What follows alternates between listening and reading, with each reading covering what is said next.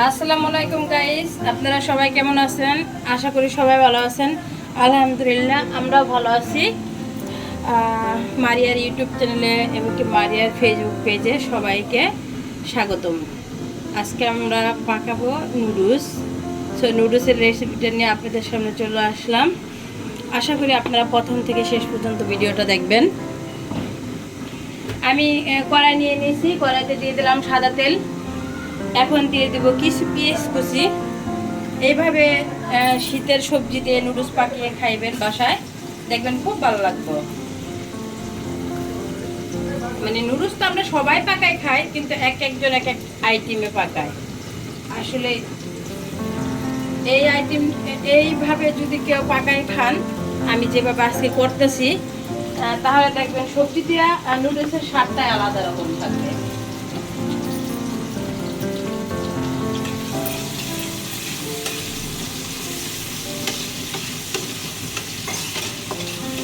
আমি একটু পেঁয়াজ আর মরিচ কুচি দিয়ে দিচ্ছি, কাঁচা মরিচ কুচি। এটাকে ভালো করে ব্রাউন কালার করে ভেজে দিব।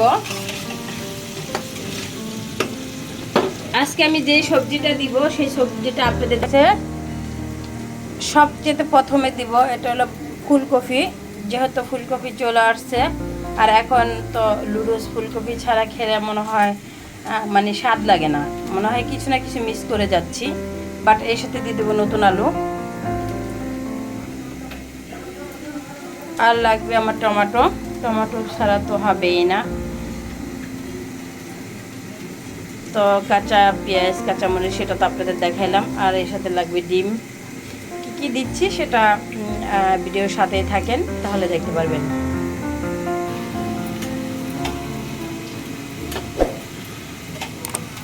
পেঁয়াজটা আমার ভাজা হয়ে গেছে।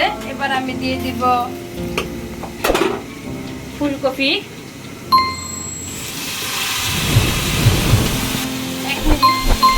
ভেজে এটার ভিতরে আমি একটু লবণ দিয়ে দেবো।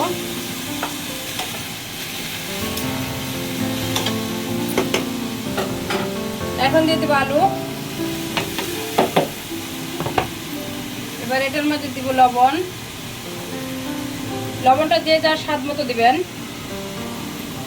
এই মশলাটা অবশ্যই দিবেন, ম্যাগি মশলাটা সবজির সাথে, কারণ নুডলসের সবজিতে যদি আপনি ম্যাগি মশলা না দেন তাহলে ওটাকে নুডলস মনেই হয় না, মনে হয় সাধারণ ভাজি। তো এই জন্য আমি ম্যাগি মশলা দিয়ে দিই। সো যারা আপনারা পছন্দ করেন তারা দিবেন, যারা এই ম্যাগি মশলার সেন্ট অথবা এটাকে পছন্দ করেন না তারা স্কিপ করতে পারেন। নিব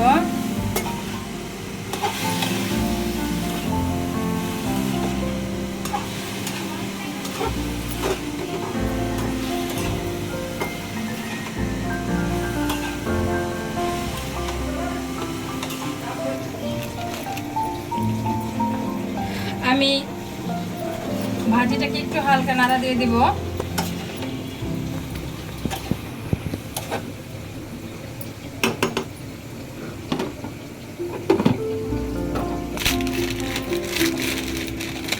নুডলস সিদ্ধ দেওয়ার জন্য আমি পানি বসিয়ে দিয়েছিলাম চুলায়। এখন নুডলসগুলো সিদ্ধ দিয়ে দেবো।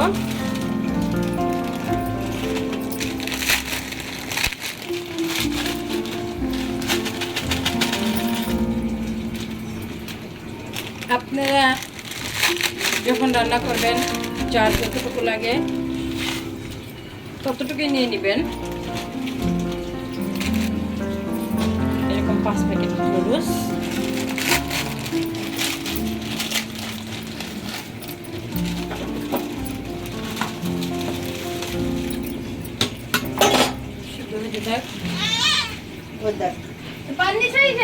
পানিটা এরকম হয়ে যায়।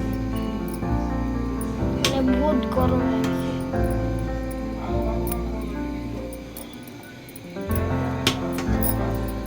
নিছি। আরেকটু দিব।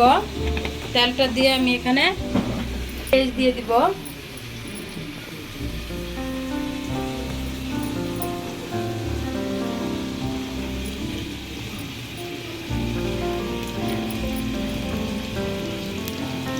এরকম সিদ্ধ করে নিয়েছি।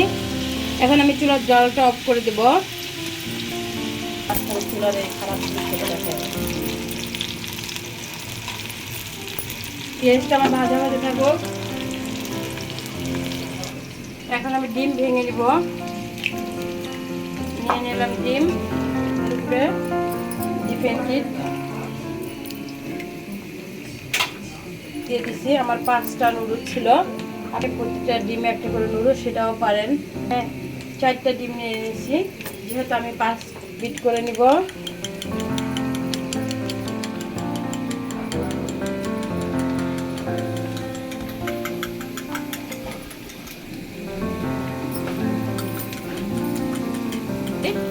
এভাবে যদি আপনি পেঁয়াজটা ভেজে নেন তাহলে কি হবে, আপনার পেঁয়াজের মানে ডিমের যে ফ্লেভারটা থাকে একটা গন্ধ, ওই গন্ধটা আর আপনি পাবেন না। পেঁয়াজটা যদি এভাবে আপনি বেরেস্তার মতন ভেজে দিয়ে ডিমটাকে ভেজে নেন তাহলে আর কখনোই ডিমের থেকে মানে খারাপ যে স্মেলটা এটা কখনোই আপনি পাবেন না।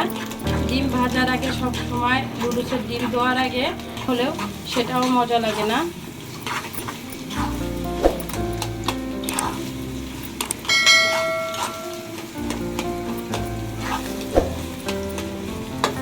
আমি এই ডিমের সাথে হালকাটাকে একটু ফ্রাই করে নেব।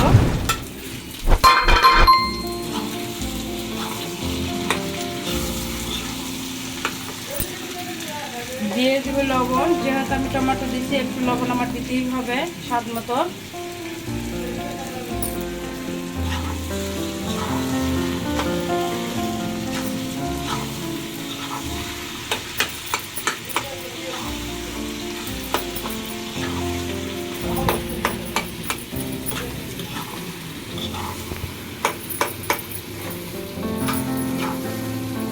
আমি এটাকে আলু ভাজিটার উপরে দেখেন ঢেলে দিলাম।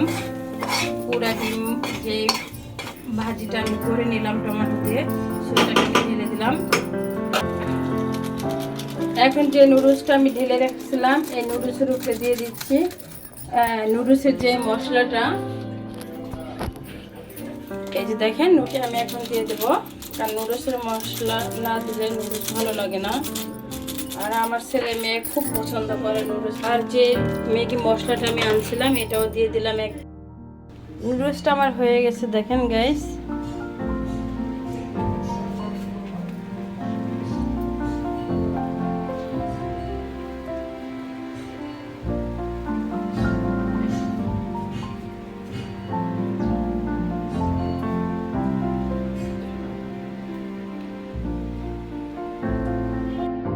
আমার নুডলসটা পাকানো শেষ, এবার পরিবেশন করে দিলাম।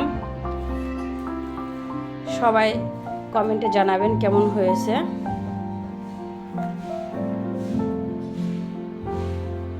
সবাই ভালো থাকবেন।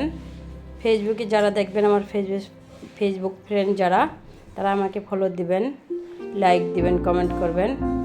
আর যারা ইউটিউব চ্যানেলে তারা আমাকে সাবস্ক্রাইব করবেন, লাইক দিবেন, কমেন্ট করবেন। আশা করি আপনারা বাড়িতে খেলে নিরাশ হবেন না, ভালো লাগবে। আপনার ছেলে মেয়েদের খাওয়াবেন। আজকের ভিডিও এই পর্যন্তই ছিল। ভালো থাকবেন। আল্লাহ হাফেজ।